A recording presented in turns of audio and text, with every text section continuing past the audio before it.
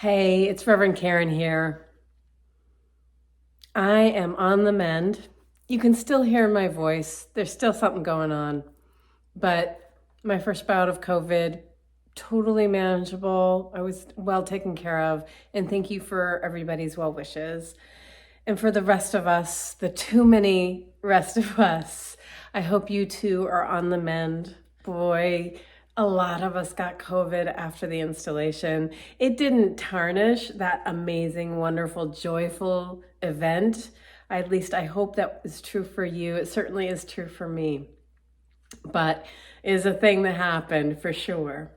And I think we did a great job as a congregation to make the decision to go virtual last weekend. It was ultimately a pretty easy decision, and then it was some good teamwork that brought about that online service. And also thanks to the coffee house folks who I know were really looking forward to gathering, but knew that it was the right thing to not happen. So this Sunday, though, we are gathering in person. Staff actually met and talked at length about whether there were things that we could learn from this COVID experience that we could take into the future. And there are certainly things we can learn, but we also know that actually there were no indications besides living in a post-pandemic world that COVID is around us and that it can spread. One of the things that we as staff would like to ask is that all of us really make sure when we're sick and we have symptoms, is to stay home. Because of our broken healthcare system, we don't have easy access to free testing. And so I know that it can take resources, financial resources to test, to even know. And sometimes when we test positive and we're actually negative, and we test negative when we're actually positive. So there's not a straight and easy answer, but we do invite each person to honor their own process for the preventative measures that they need to take.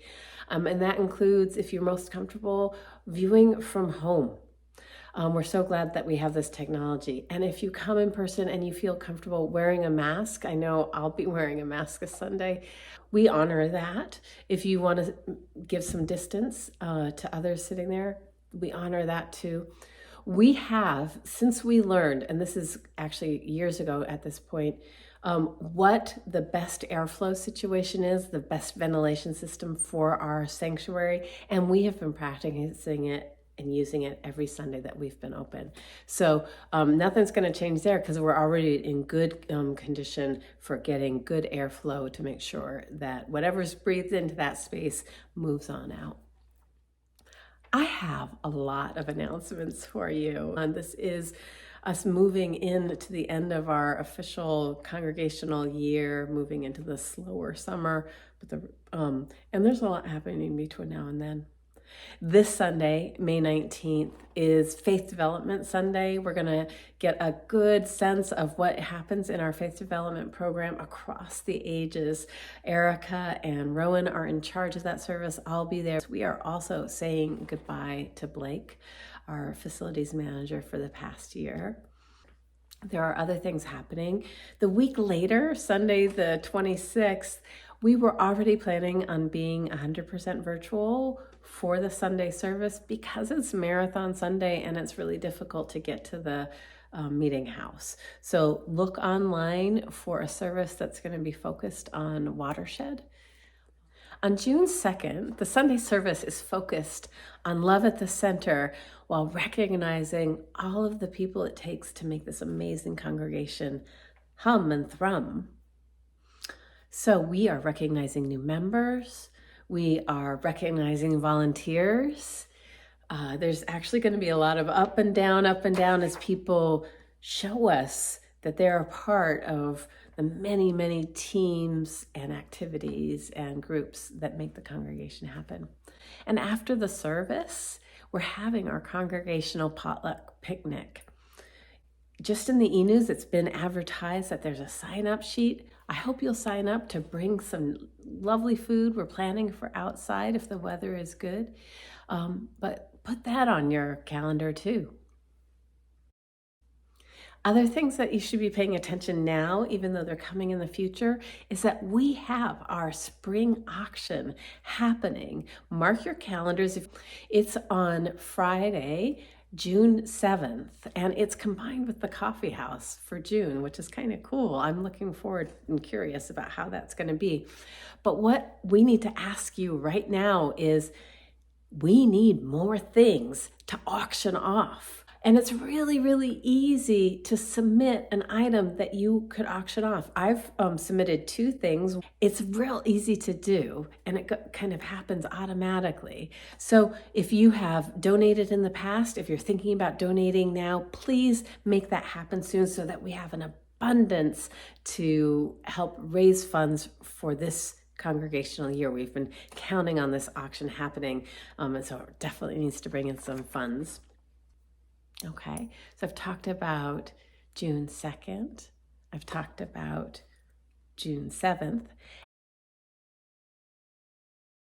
June 9th is another special service. It's a flower festival, sometimes called flower communion. It's a UU ritual.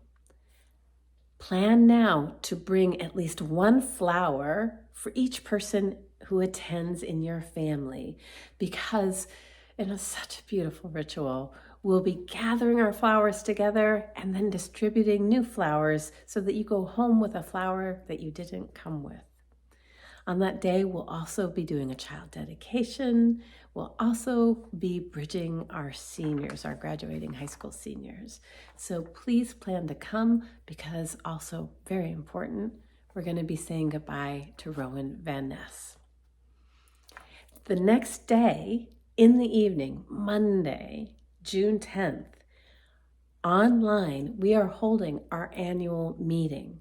This is for all members to vote and all congregants who are interested in the life and the health of this congregation. It's 100% virtual, makes it easier for everyone to be able to have equal access to the information.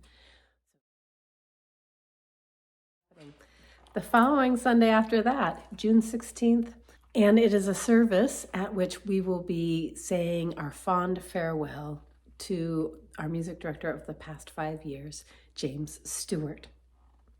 Friends, there's so much good in this congregation. There is so much good in you. There's so much good. And thank goodness for that, because, boy, you look out in the world in the news and you know that there is also so much hard.